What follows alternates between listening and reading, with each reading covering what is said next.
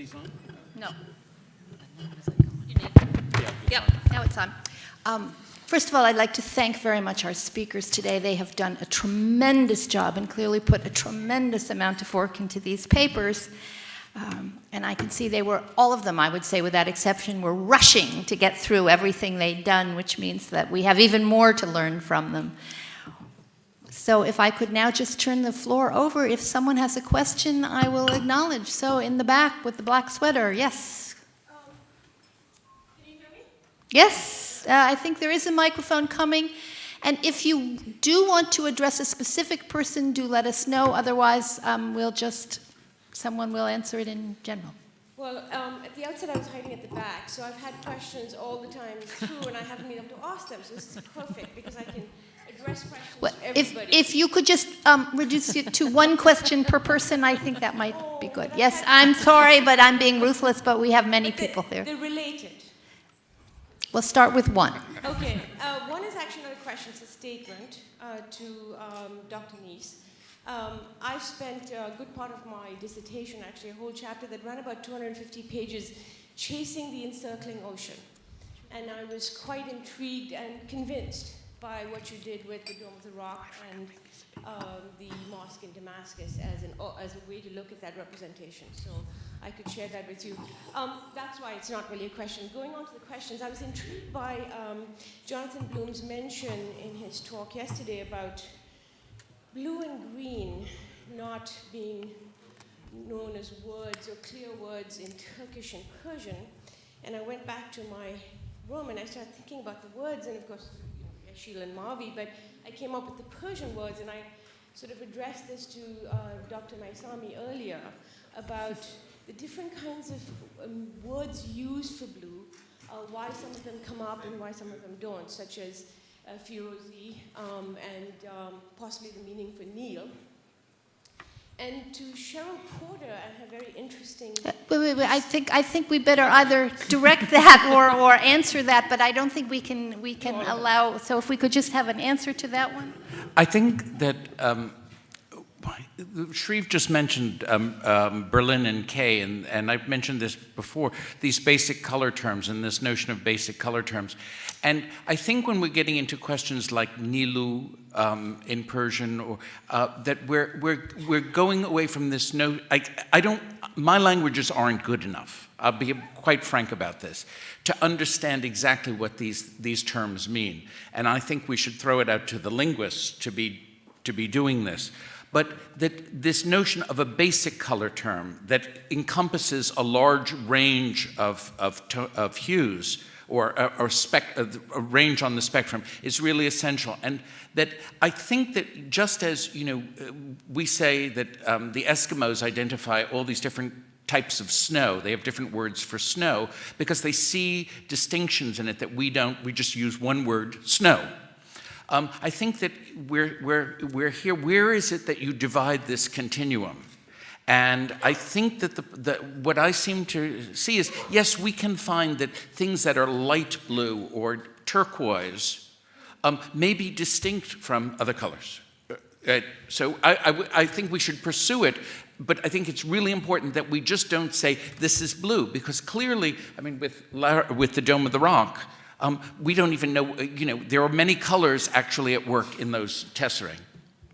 Julie, did you want to add anything to this? I don't really want to add anything because I think it's a very complicated linguistic question.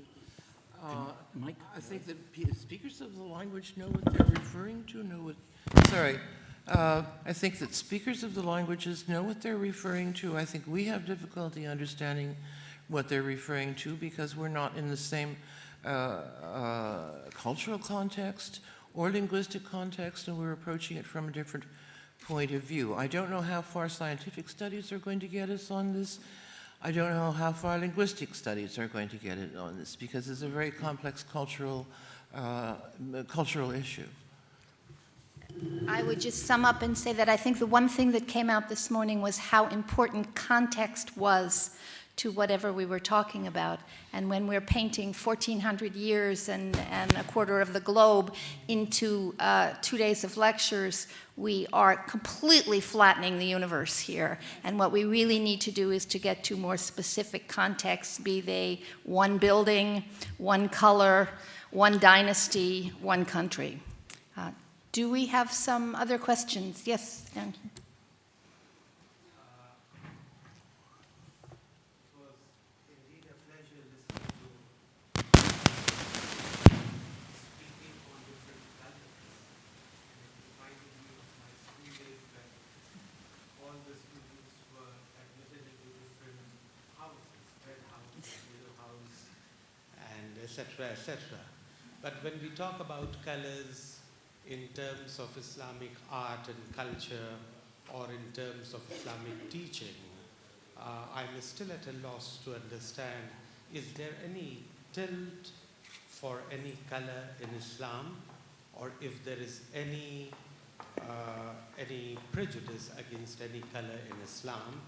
And even if we conduct a study to find out any leaning for any color in a particular region, but Islam is a global religion, and if you take that idea into consideration and move on to different lands of Islam, again you find that all do not converge on one color.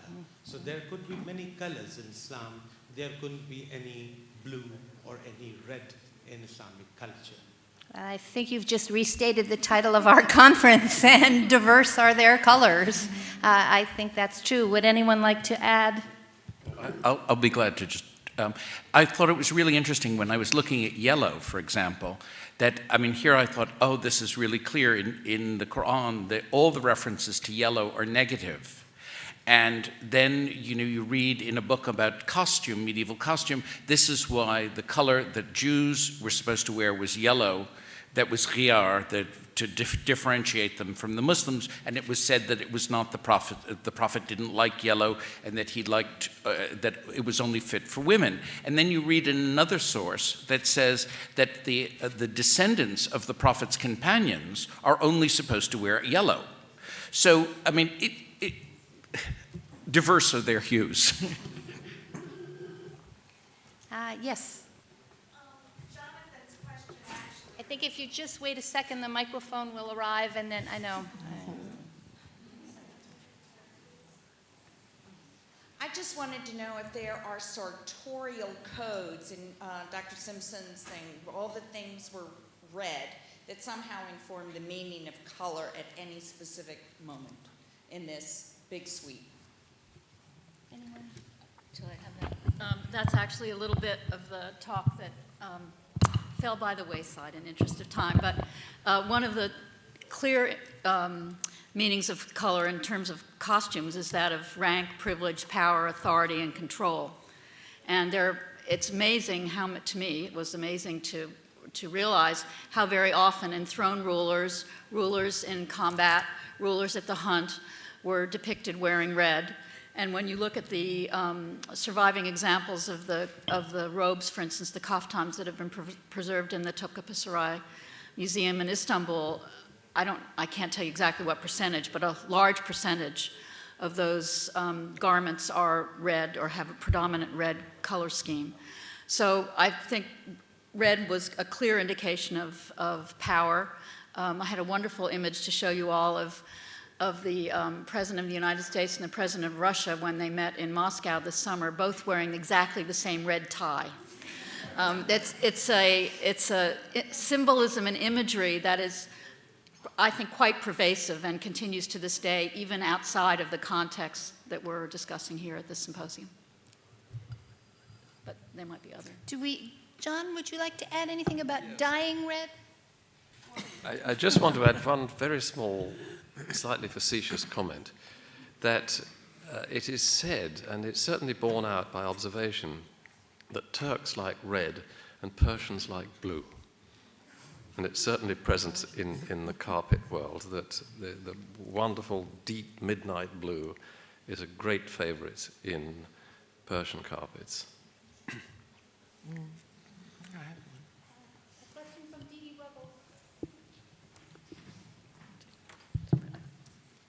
this on? Yeah. Yeah. So this is a question for the entire panel and also the editor of the volume that will be coming out from this, because I was thinking I would how say to log- editors, just in the dual.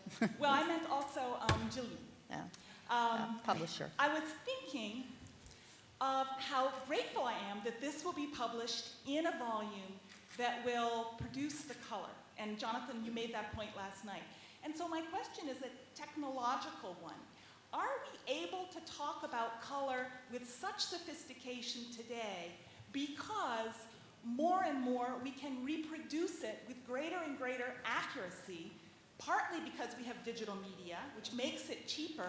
It used to be that you had to be an individual with a phenomenal memory and a camera, and you had to go from place to visit the manuscripts because they didn't exist in color reproduction, and where they did, they were awful. So are we able to talk today with such depth about color because we are in the internet age? Well, I will answer that one. Yes and no. If you looked at the Behzad images, the image of the seduction of Yusuf, the colors that were shown on the screen are not actually an accurate reproduction of the colors that are shown in the painting.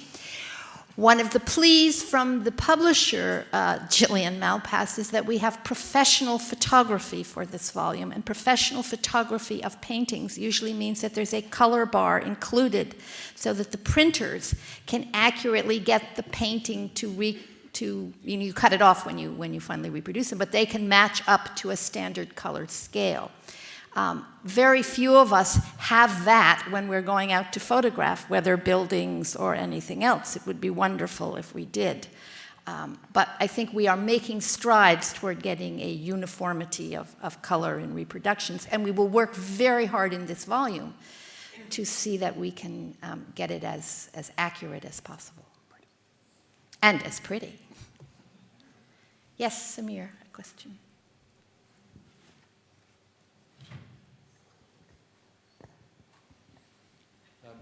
I've got really a methodological question, but first I'd like to emphasize that I really found each particular presentation very illuminating in its own topic and its own context. But Jonathan Bloom made actually two important comments yesterday. First, about the lack of sources on color, which I agree with him, and the other one,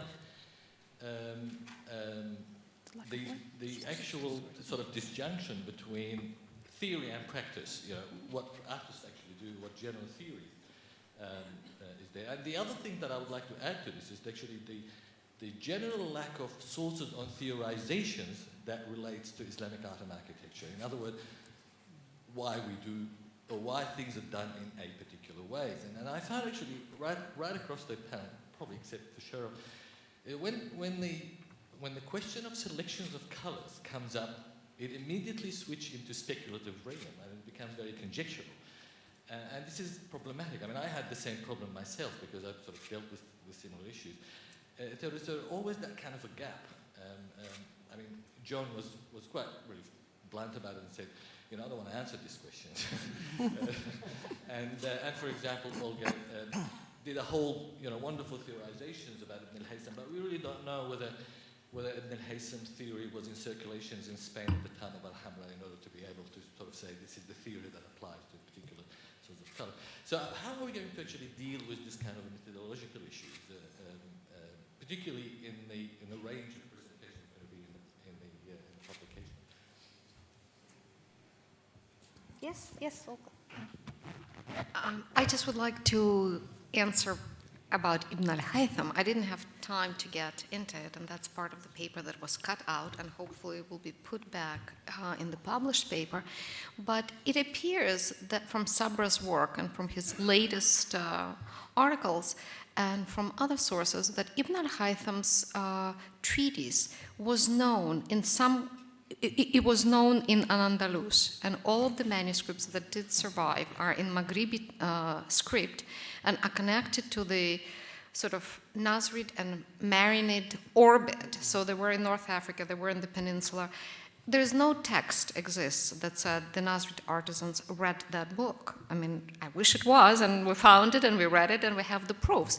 It does not exist, but I think where there is no clear documentary evidence, we do have to look to the art itself and sort of gather all the evidence that we can from the art itself and also from the theoretical treatises to suggest that the artisans did not produce these works of art and did not choose the colors just by chance. It was not random. It was really intentional and understood. Can I just make a quick comment on the similar issue? I think, although it's a conference on Islamic art, or color in Islamic art, it's also about color in Islamic culture. And I think if we take the debate outside the context of what are the concerns of art history, necessarily within the the very limited framework or paradigm that it tends to work within, then I think we can move in a very different direction, ask very different questions, look at very different sources. I mean, my own very limited research, I benefited a lot from looking at the notion of beauty. My PhD is on actually beauty and aesthetics, but aesthetics not understood in the 17th, 18th, 19th century, defined by post-Enlightenment aesthetic theory, but aesthetics in the general sense of a theory of perception of appearances in general, and perception and understanding of beauty. If you look at optics in Ibn Haytham or other figures, you find discussions of color. Although you won't find an explicit articulation of a concept of aesthetics, although in contemporary Arabic you find the word or the term ilm al-jamaliyat or ilm al-jamal. In the classical tradition, the fact that it's absent suggests that it was articulated in a very different way. And we have to cross over into that mode of thinking to even begin to understand how they even saw questions of color or beauty. Even works as mundane as law and jurisprudence talk about what can and can't be depicted, what is nice, what is reprehensible according to the tradition, and there may be hadiths about the Prophet's preferences for certain colors rather than others. Works in intelligible beauty in the Neoplatonic tradition and Aristotelian traditions of Avicenna and Farabi, but also in psychology, in dream analysis. Abdul Ghani Nabulsi, your work on Abdul Ghani, you're an expert on that. Dream interpretation, Ibn Sirin and other figures. Medical documents that discuss the notion of color. I think, broadening the horizon of color and not just allowing the, concerns of art history to really kind of set the trajectory is one way of beginning to tackle the very broad topic. For example, just very quickly, can I make a very quick comment? Very quick comment. The kind of approach to color that I find in the Sufi literature it seems to, in terms of, again and again in the conference, it was brought up, wavelength theory, which is fine in terms of explaining one way or another what color may or may not be. But again, it seems to avoid specifically what the particular authors, at least that I'm dealing with, appreciated about color, and about red, and about blue. And they spoke of color as if color was a living thing. Red has an intention. It articulated or announced a presence within it. Similarly green, similarly blue. And although we've been talking about art history and art objects today, another approach would be putting all that aside, rather than derive our understanding of color from what culture did with it. Let's look at how certain figures approached nature itself, which is a very vast cosmology, a very vast tradition. I don't want to... I don't think we're going to get through that in 2 days. No, we won't. But that's one way of approaching, I suppose. Yeah, right. Yes, another question in the back.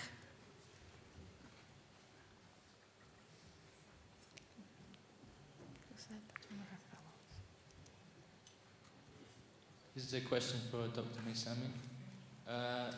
If I'm not wrong, in Nizami's Seven Maidens of the Seven Climes, the prince's meeting with the Blue Maiden, he learns serenity. Is there any connection between the use of blue in Layla Majnun? He learns what? Excuse me. Serenity. Serenity. You're talking about the So blue symbolizes serenity in Nizami's Seven Maidens of the Seven Climes. I don't. Well, there's a turquoise dome, which is Firuze, which has nothing. You could call it green if you like.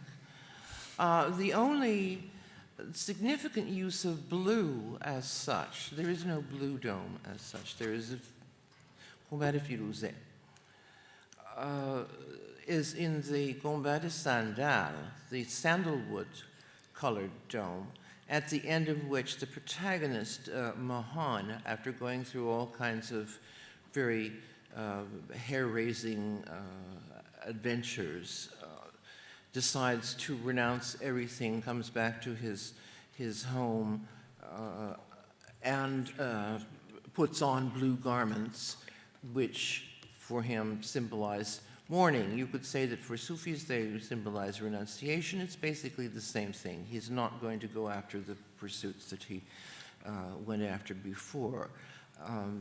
But the turquoise dome is an entirely different issue, and that color I don't think has any particular, what you might call psychological significance. Okay, thank you. Another question? I'm looking for people who haven't asked questions before. So yes, Mohammed Garipur. Oh, except it's Manu Sabdi. I'm sorry. Manu, I'm sorry. For your wonderful lectures. My question is for John. And obviously, carpets are designed for sitting people.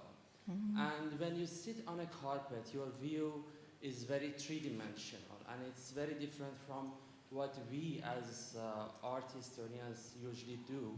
And we usually analyze carpets as two-dimensional elements, and we looked at their flat surfaces. So, and you refer to three main qualities: hue, saturation, and light. And all these three factors are very different depending on the way that you sit on the carpet and depending on where you sit on the carpet. So how did you kind of consider it in your analysis on carpets? Or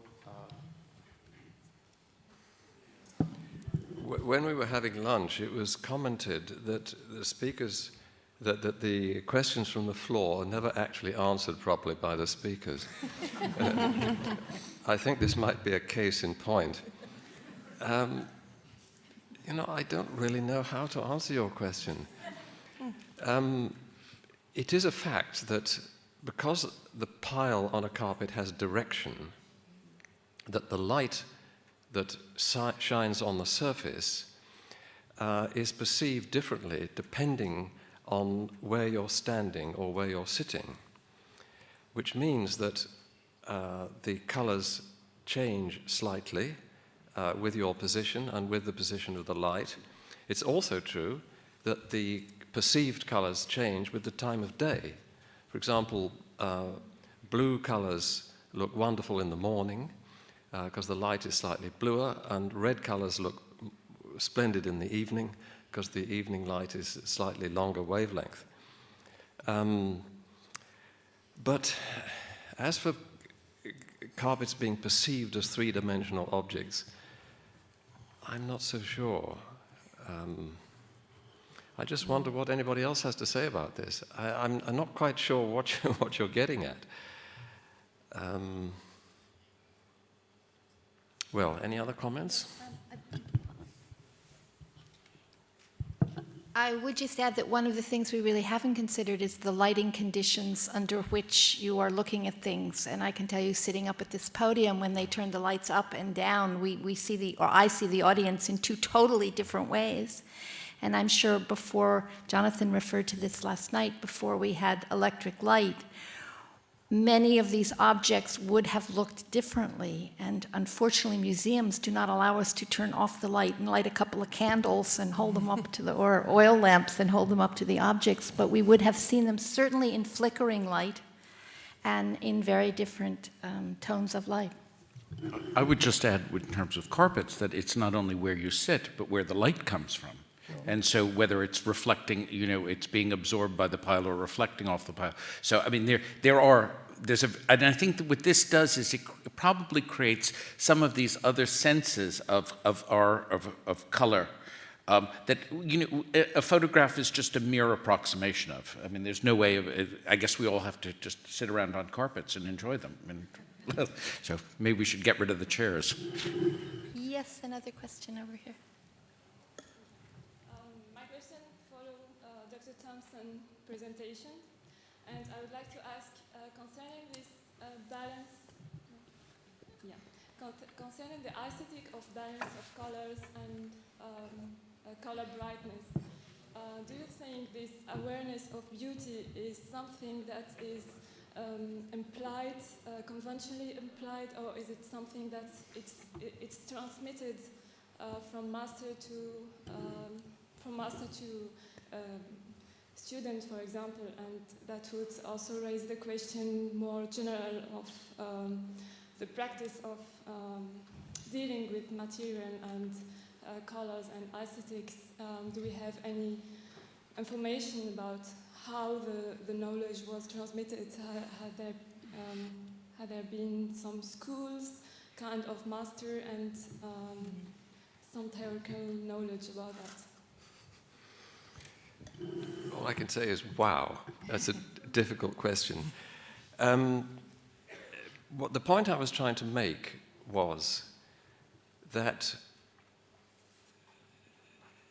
artistic sensibility, I think, is something that varies among individuals. And that when I spoke about the weavers in the Turkish village, where most of the carpets being woven were quite ordinary and not very special, a few women had absolutely wonderful sense of color harmony. So this is something innate.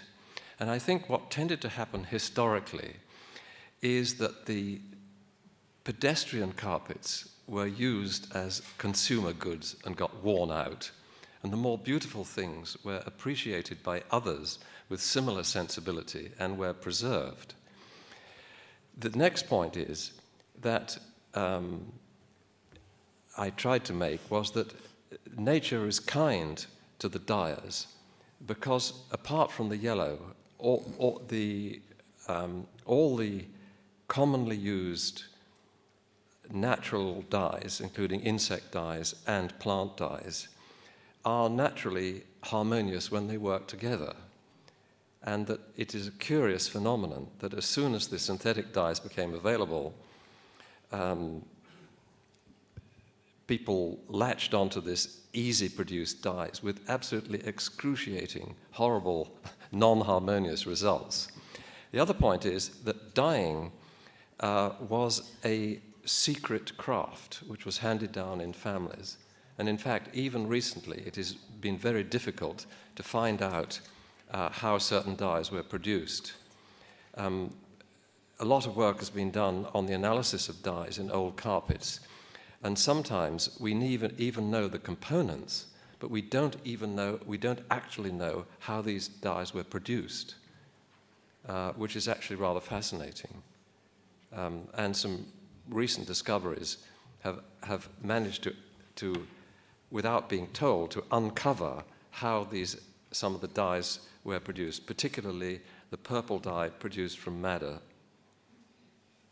I don't know if that goes any way to answering your question. I've certainly tried.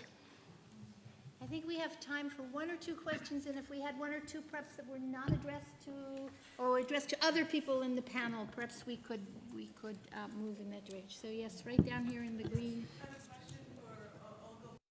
A sense of the total picture.